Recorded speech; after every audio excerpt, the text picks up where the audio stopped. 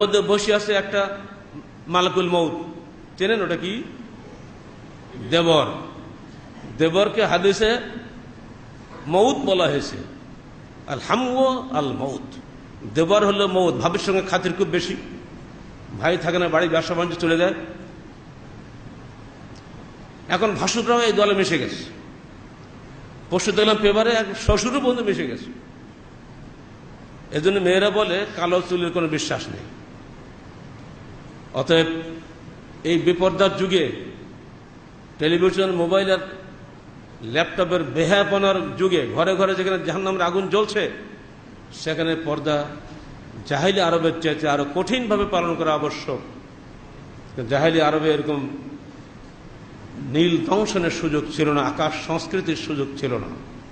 এখন ঘরে বসেই আপনি অনেক কিছু করতে পারেন। অতএব সাবধান।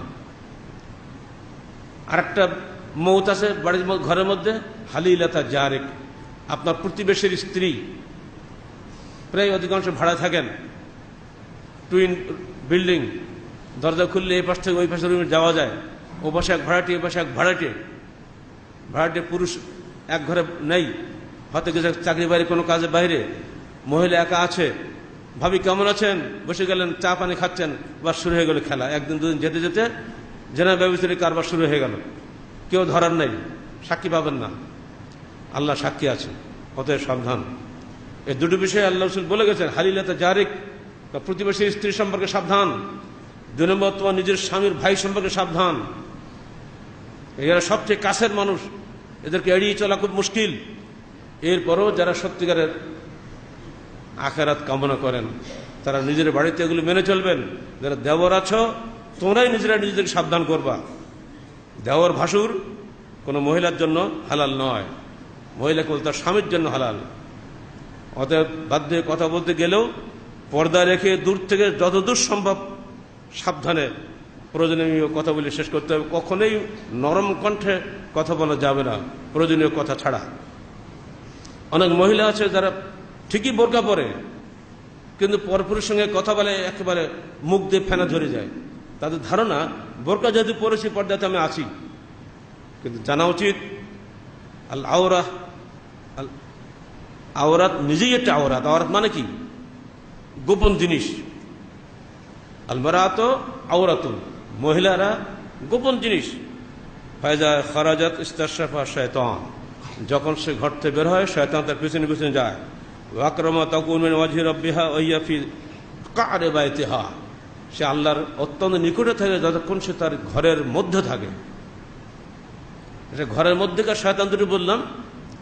আর এই সাথে বাইরে কোথাও খেয়াল রাখবেন, যখন বের হচ্ছেন এটা মনে রাখতে হবে, শয়তান কিন্তু অনেক পিছিয়ে পিছিয়ে আছে।